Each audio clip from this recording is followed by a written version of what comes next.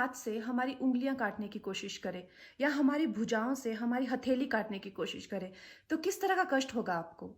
वही कष्ट पहुंचाया है चाइना ने हमें लद्दाख पर अपनी लालची नजरें गड़ा के, और वहां हमारी सीमा का एक एक इंच बचाते हुए हमारे 20 जवान शहीद हो गए हैं।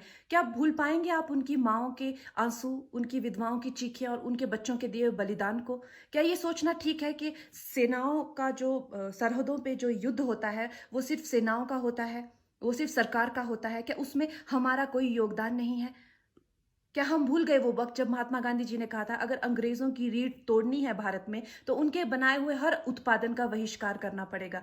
तो क्या ये जरूरी नहीं है कि हम भी इस युद्ध में हिस्सा लें, क्योंकि लद्दाख सिर्फ एक जमीन का टुकड़ा नहीं है, भारत की अस्मिता का एक बहुत बड़ा हिस्सा है, भारत की हथेली है। हम उसे किसी तरह से इस दुश्मनों के उनके गंदे इरादों में सफल नहीं होने दे सकते। तो क्या हम लोगों को इसमें हिस्सा नहीं लेना चाहिए कि जो चाइनीज जितनी भी गुड्स हैं, जितने भी उनके प्रोडक्ट्स हैं, जिन जिन भी कंपनीज में उन्होंने इन्वेस्ट किया हुआ है, उनसे उनको रिटर्न्स आते हैं, रेवेन्यूज आते हैं, ऑर्गेनाइजेशंस हैं, उन सब का बहिष्कार करें, ताकि वो उस संपत्ति से जो यहाँ से इंडिया से इकट्ठी करके जाते हैं, उस संपत्ति से हथियार खरीद के हमारे सैनिकों के सीने छन्नी करते हैं। तो क्या हम उन इस युद्ध में हम चाइना का साथ दे सकते हैं? आप बताइए।